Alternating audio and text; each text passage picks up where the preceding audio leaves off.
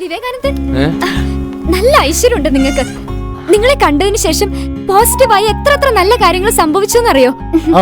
ഇപ്പൊ തന്നെ ഞങ്ങൾ വാങ്ങാൻ മോഹിച്ചൊരു വീട്, വിലയുടെ പ്രശ്നത്തിൽ അത് പെശകി നിൽക്കായിരുന്നു. ഇന്നലെ രാത്രി അതിന്റെ ഓണർ വന്നിട്ട് പറഞ്ഞു ഞങ്ങൾ പറഞ്ഞ വിലയ്ക്ക് അത് തരാന്ന്. അഡ്വാൻസ് കൊടുക്കാൻ ഒരു 10 ലക്ഷം രൂപ വേണം. ഗോൾഡ് വെറുതെ വീട്ടിലിരുന്നിട്ട് എന്തിനാ? ദാ ഇത് വെച്ചിട്ട് എനിക്കൊരു 10 ലക്ഷം രൂപ തരണം.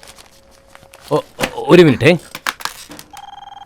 ശിവകാമി, പെട്ടെന്നൊരു 10 ലക്ഷം രൂപ ക്യാഷേ ക്യാബിലേക്ക് ഒന്ന് കൊണ്ടുവരണേ. ആ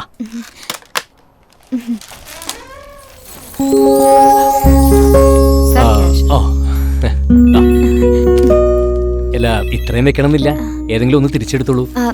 അതിപ്പോ ഏതെടുക്കണമെന്നാ? വിവേകാനന്ദൻ തന്നെ ഒന്ന് എടുത്തെന്നാ മതി. അയ്യോ, ഞാന് അതിനെന്താ? അന്ന് നജീബ് 4 പകരം 1 പറഞ്ഞിരുന്നെങ്കിൽ എന്റെ ജീവിതത്തിലേക്ക് കടന്നു വരേണ്ടിയിരുന്ന ആളല്ലേ.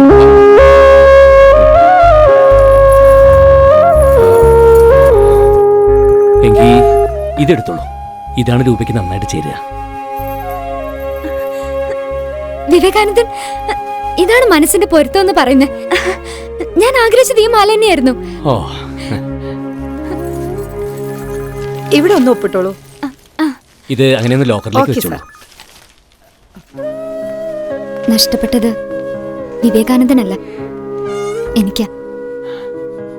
മിസ്റ്റർ മോഹനുമായിട്ടുള്ള ബന്ധം രൂപ ഹാപ്പിയല്ലേ?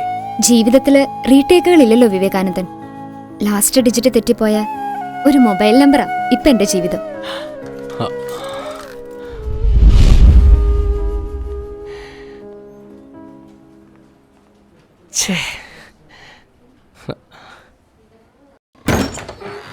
മുതലാളി വരാൻ പറഞ്ഞു. ആയിക്കോട്ടെ.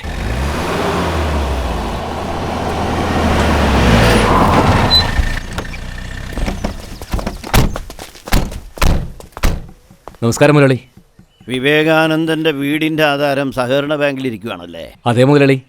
എന്തേ, ജപ്തി വല്ലതും? ജപ്തി, പക്ഷെ അത് വീടിനല്ല. ആരാടാ ഇവിടെ?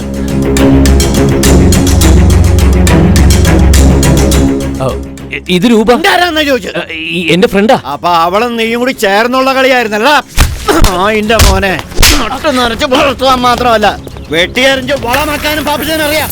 നോക്കടാ, ഇത് മുഴുവൻ മുക്കുമണ്ടമാ, മുക്കുമണ്ടം.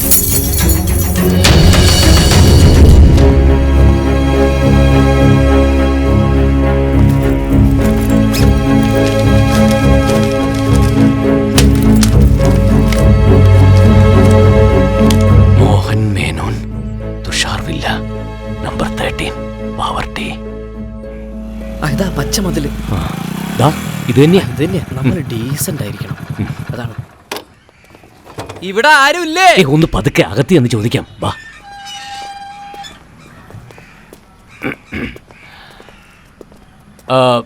സാർ, ആരാ? ഞങ്ങള് മിസ്റ്റർ മോഹൻ എന്ന് കാണാൻ വന്നതാ. മോഹനോ? അതാരാ? Number 13, Tushar villa. അഡ്രസ് ഇത് തന്നെ, പക്ഷേ മോഹൻ എന്നൊരാൾ കൂടി ഇല്ല. ഞങ്ങൾ ഉദ്ദേശിച്ചത് രൂപയുടെ ഭർത്താവ് മോഹൻ. സോറി മിസ്റ്റർ, ഇവിടെ മോഹനും ഇല്ല രൂപയില്ല. ഇത് എന്റെ വീടാ. നിങ്ങളെ ആരോ തെറ്റിദ്ധരിപ്പിച്ചിരിക്കുക. സാർ, ഞങ്ങൾ മോഹനെ ഒന്ന് കണ്ടിട്ട് പോകണം. പോണം. ചെല്ല്. സേതുവളിയെ പറ്റിച്ച പോലെ അവള് നിന്നെ പറ്റിച്ചാടാ. ഇതുപോലെയുള്ള കുറ്റങ്ങൾക്ക് പാപ്പച്ച മുതലാളിയുടെ നിയമപുസ്തകത്തിലെ ശിക്ഷ 2 കൈയും കാലും തല്ലി ഒടിച്ച് ഏതെങ്കിലും വൃക്ക കമ്പനിക്ക് നമ്മളെ വിൽക്കുക എന്നുള്ളതാ. പക്ഷെ എൻ്റെ ഒരു കാര്യത്തില് മുതലാളി ഒരു ചെറിയ ഇളവ് അനുവദിച്ചു. 1 മാസത്തെ സമയം തരും. അതിനുള്ളിൽ ഒന്നുകിൽ കാശ് അല്ലെങ്കിൽ ജിഞ്ചർ. ഇതിലേതെങ്കിലും ഒന്ന് ഇവിടെ എത്തിച്ചില്ലെങ്കിൽ നിന്നെ മാത്രമല്ല നിന്റെ അമ്മ, അനിയത്തി എല്ലാവരും അനുഭവിക്കും. മുതലാളി എന്നെ എന്ത് വേണമെങ്കിലും ചെയ്തോളൂ, പക്ഷേ അവര് വെറുതെ വിട്ടേക്ക്. നിനക്കൊരു നല്ല കാലം വരുമ്പോ ആരാ അതിന്റെ ഗുണഭോക്താക്കള്? നിന്റെ വീട്ടുകാര് അല്ലയോടാ? അപ്പോ നിനക്കൊരു ചീത്തക്കാലം വരുമ്പോ അതിന്റെ പങ്കും അവർ അനുഭവിക്കണ്ടോടാ? വയ്ക്കോ, എന്നിട്ട് ആരെ കൊന്നിട്ടാണെങ്കിലും കാശുണ്ടാക്കി കൊണ്ടുവാ.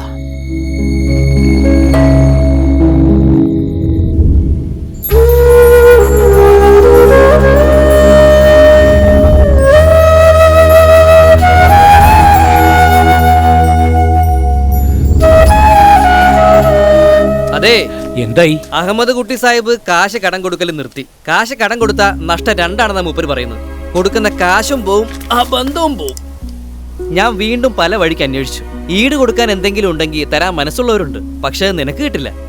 ഈ ഫീൽഡിൽ നിന്റെ ട്രാക്ക് റെക്കോർഡ് അത്രയ്ക്ക് മോശ. ഇനിയിപ്പോ ഞാൻ എന്ത് ചെയ്യും? ഒരു മാസം കൊണ്ട് 10 ലക്ഷം രൂപ, അത് ഞാൻ എങ്ങനെ ഉണ്ടാക്കും എന്റെ ഈശ്വര? ഒന്നുകിൽ നാളെയാണ് ഭാഗ്യക്കുരി അടിക്കണം, അല്ലെങ്കിൽ മോഷ്ടിക്കണം. മോഷ്ടിക്കാനോ?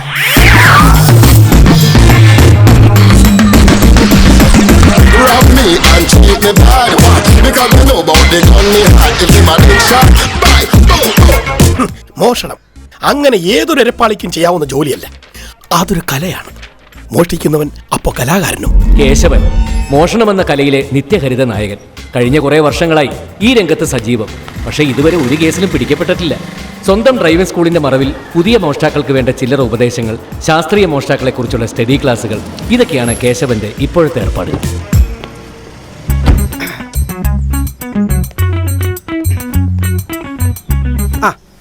എന്തായി കേശവ, ഞാൻ പറഞ്ഞ സാധനം റെഡിയായോ? കേശവനോടൊരു കാര്യം പറയുന്നതും ഗുരുവായൂരപ്പനോട് പറയുന്നതും ഒരുപോലെയാ. രണ്ടും നടന്നിരിക്കും, പക്ഷെ ഒരു വ്യത്യാസമുണ്ട്. ഗുരുവായൂരപ്പൻ കക്കില്ല, കേശവൻ കക്കും. കൊള്ളാമല്ലോ, ഇതെങ്ങനെ ഒപ്പിച്ചു? വർഷാപ്പിൽ നന്നാക്കാൻ കയറ്റിയിരുന്ന ഞാനൊരു പോലീസ് ഉടുപ്പിട്ടോണ്ടെന്ന് എടുത്തോണ്ടെങ്കിൽ പോകും. നായകനെ വില്ലനായ പോലീസുകാരൻ ചേസ് ചെയ്യുമ്പോ കൊക്കയിലേക്ക് മറിക്കാനായി വണ്ടി. എന്ത് ചെയ്യാം, ഞാനൊരു സിനിമ പ്രൊഡക്ഷൻ കൺട്രോളറായി പോയില്ലേ. ഡയറക്ടർ പറയുന്ന സാധനം സംഘടിപ്പിച്ചു കൊടുത്തല്ലേ പറ്റൂ.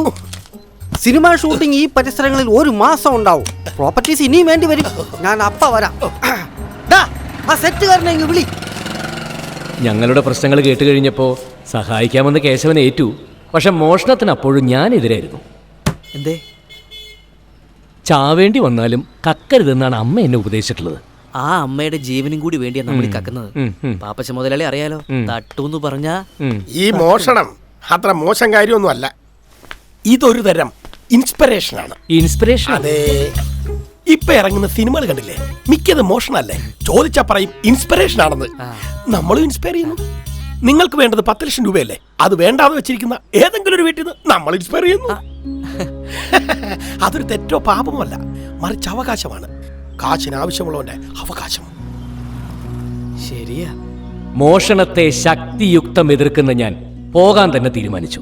മുമ്പോട്ട് പോകാൻ.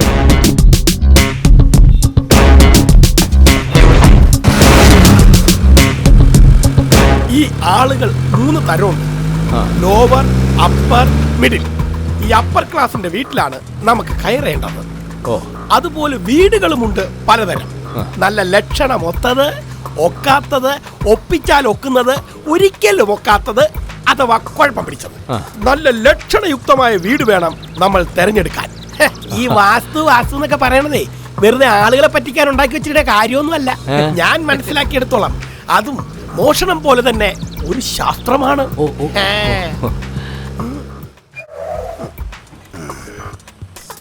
ഈ വീട് എങ്ങനെയുണ്ട്? കുഴപ്പമില്ല. എന്നാ കുഴപ്പമുണ്ട്. ഇതിന്റെ കണക്ക് തെറ്റിക്കിടക്കുക. അടുക്കള സ്ഥാനത്തല്ല. അതുകൊണ്ട് എന്താ, മനസമാധാനം കുറയും. ആരുടെ? തന്റെ ഭാര്യയുടെ മനസ്സുഖം കുറഞ്ഞാൽ പിന്നെ പറയണ്ടോ? അതുകൊണ്ട് ഇത്തരം വീടുകൾ നമ്മൾ വേണ്ടാന്ന് വെക്കണം. പുരുഷ സ്പർശമേൽക്കാത്ത കന്യകയെ പോലെയാണ് ലക്ഷണയുക്തമായ വീടുകൾ. അത്തരം വീടുകൾ നമ്മെ മാടി മാടി വിളിക്കും. വരൂ, കയറൂ, എന്നെയൊന്നും മോഷ്ടിക്കൂ എന്നും പറഞ്ഞ് നമ്മെ നോക്കി നിലവിളിക്കും. അതുപോലെ നോക്ക്, ഈ വീട് എല്ലാം കൊണ്ടും ഉത്തമം, നല്ല ലക്ഷണമൊത്തത്, എല്ലാം കൊണ്ടും.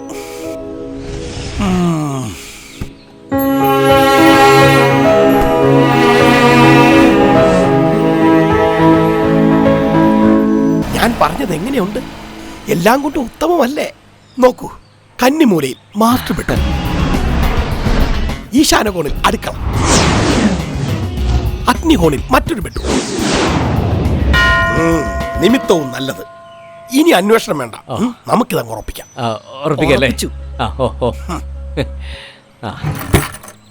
ഇത് വീടിന്റെ താക്കോൽ. ഇതിലേതാണെന്ന് എനിക്കറിയില്ല. ഏതെങ്കിലും ഒരെണ്ണം കൊണ്ട് തുറക്കാം.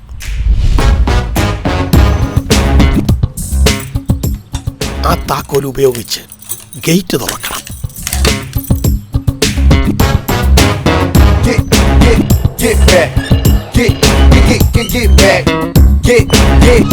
ഗേറ്റ് തുറന്ന് നിങ്ങൾ അകത്തേക്ക്.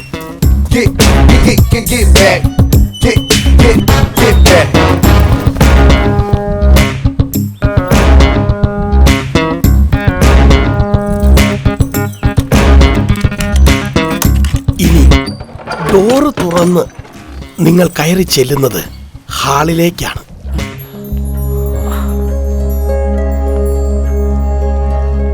അതിനപ്പുറമാണ് ബെഡ്റൂം.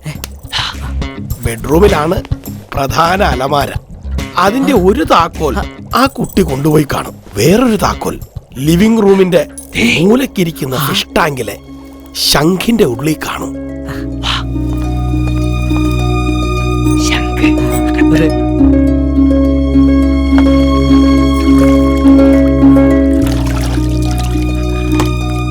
നിങ്ങൾ ചെല്ലുന്നു, കയറുന്നു, താക്കോൽ എടുക്കുന്നു, സേഫ് തുറക്കുന്നു, അവർക്ക് വേണ്ടാതെ വെച്ചിരിക്കുന്ന പണം എടുക്കുന്നു, ഇങ്ങോട്ട് പോരുന്നു. എന്താ?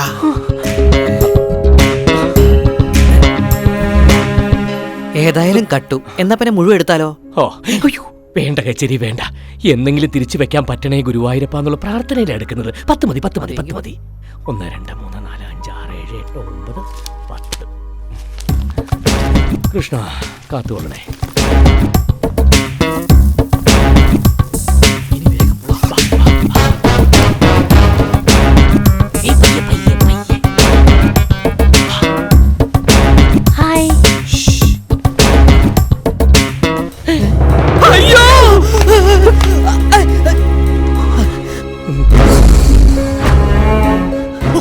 ആരെ പൊക്കാൻ?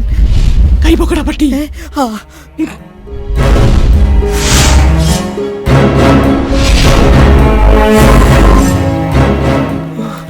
മുന്നോട്ട് വരരുത്. വന്നാ കൊല്ലും ഞാൻ. അങ്ങ് ഞങ്ങളോട് പോകണം.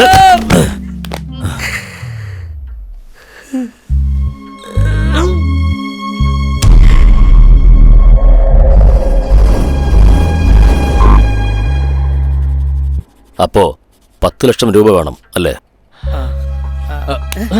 വേണ്ട സാർ, വേണ്ട. ഈ വീട്ടിൽ നിന്ന് ഒരു ചില്ലി കാശ് പോലും ഞങ്ങൾക്ക് വേണ്ട. അതെ, പകരം ഞങ്ങളെ പോകാൻ അനുവദിച്ചാൽ മാത്രം മതി. ഇവിടുന്ന് പോയാ നിങ്ങൾ വേറൊരു വീട്ടിൽ കയറില്ലേ? ഇല്ല സാർ, ഇല്ല, കേറില്ല. ഞങ്ങളൊക്കെ നല്ല അന്തസ്സുള്ള തറവാട്ടിൽ പറഞ്ഞവരാ. ഞാനൊരു സാംസ്കാരിക പ്രവർത്തകനും അല്ലേ? അപ്പോ പാപ്പച്ചൻ മുതലാളിയുടെ കടം എങ്ങനെ തീർക്കും? പറയൂ, എങ്ങനെ തീർക്കും? അറിയില്ല സാർ. ഞാൻ സഹായിക്കട്ടെ? പരിഹസിക്കരുത് സാർ, നിവൃത്തികേടുകൊണ്ടാ. അറിയാം, അതുകൊണ്ടാ ചോദിച്ചത്. 10 ലക്ഷം രൂപ ഞാൻ തരട്ടെ എന്ന്.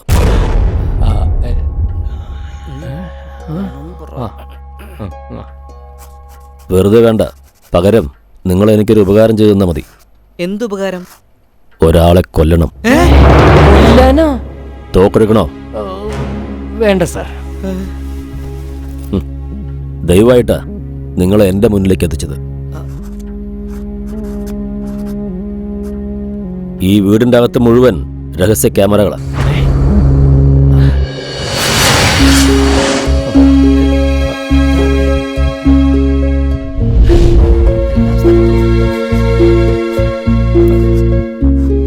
നിങ്ങൾ വന്നത് മുതലുള്ള സകലതും ആ ക്യാമറയിൽ പതിഞ്ഞിട്ടുണ്ട്.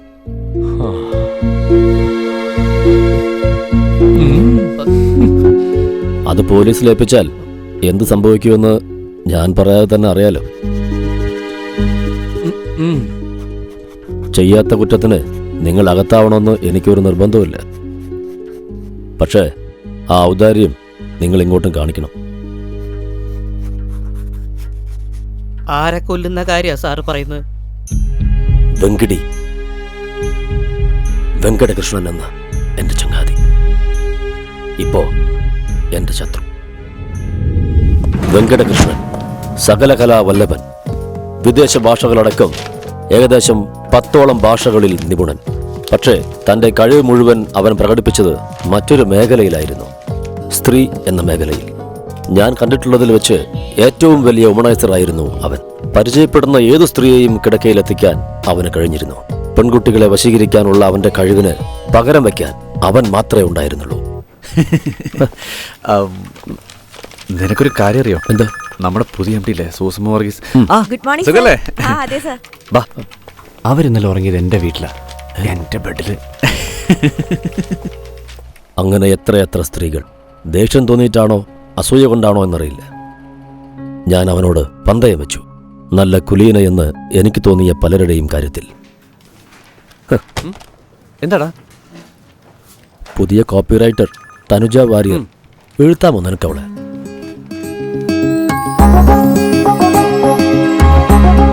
രാത്രി നീ വീട്ടിൽ വാ, വാരൂട്ടി ഞാനും ചേർന്ന് കൊമ്പ് കോർക്കണത് നിനക്ക് കാണാം.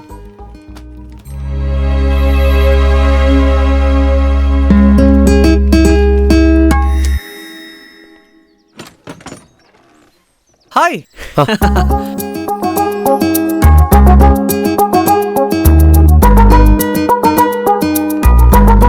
എന്താണത്? വാ. തഴുതാമ, പൂവാങ്കുറുന്നൽ, നന്നാറി, പൊൻകുറഞ്ഞി, കരിങ്കൂവളത്തിന്റെ ഇതൾ എന്നിവയിട്ട് കാച്ചിയ എണ്ണ, പാൽമുരുക്കിൻ കിഴങ്ങ്, മുൾമരത്തിന്റെ കായ്, നായ്ക്കുരണ വേര് ഇവ ചതച്ചിട്ട് കുറുക്കിയെടുത്ത പശുവും പാല്, പാൽപ്പട്ട കിഴങ്ങ്, കരിക്ക, ഇരട്ടി മധുരം എന്നിവ സമമായി എടുത്ത് ക്ഷീരകാഗോളി ചേർത്ത് നല്ലവണ്ണം അരച്ച് പഞ്ചസാരയും പശുവും പാലും നെയ്യും കൂട്ടി ചെറിയ തീച്ചൂടിലുണ്ടാക്കി അട. ഇതൊക്കെ നിത്യം സേവിക്കുന്ന ഞാനെങ്ങനെയാടാ ഇങ്ങനെ ആവാതിരിക്കണേ? അവൻ പറഞ്ഞ കൂട്ട് ഞാൻ മനപ്പാടമാക്കിയിട്ടുണ്ട്. തഴുതാമ, പൂവാങ്കുരുന്നില, നന്നാറി, പൊൻകുറിഞ്ഞി, കരിങ്കോളത്തിൻ്റെ ഏതളി എന്നിവയിട്ട് കാച്ചിയ എണ്ണ, പാൽമുരിക്കും കിഴങ്ങ്, മുളുമരത്തും കായ്, നായ്ക്കരണ വേരി ഇവ ചാച്ചിട്ട് കുറുക്കിയെടുത്ത പാല്, പാൽപ്പട്ട കിഴങ്ങ്, കരിക്ക, ഇരട്ടി മധുരം ഇതുവയിൽ ഇളം ചൂടാക്കി എടുത്ത അട. അല്ലേ? മോളിക്കുട്ടിയെ തോപ്പിക്കാൻ പറ്റുമെന്ന് ഞാനൊന്ന് നോക്കട്ടടാ. ഹൈ, നീ അത് ചെയ്യ്. ഇവിടെ നിന്ന് ഇറങ്ങിപ്പോയ പെൺകുട്ടിയെ നിങ്ങൾ ശ്രദ്ധിച്ചു കാണും. ദേവിക, എൻ്റെ ഭാര്യ. ഒറ്റവരും മുടയവരും ഇല്ലാത്ത എനിക്ക് കാലം തന്ന സമ്മാനമായിരുന്നു അവൾ. 6 മാസം നീണ്ടുനിന്ന പ്രണയത്തിനൊടുവിൽ വിവാഹം. ലോകം കീഴടക്കിയവൻ്റെ ത്രില്ലായിരുന്നു അന്ന് ഞാൻ. പക്ഷേ സന്തോഷം അധികം നീണ്ടുനിന്നില്ല. അപകടത്തിൻ്റെ രൂപത്തിൽ ഞാൻ പരീക്ഷിക്കപ്പെട്ടു. ഹണിമൂൺ ട്രിപ്പിനിടയിലായിരുന്നു ദുരന്തം.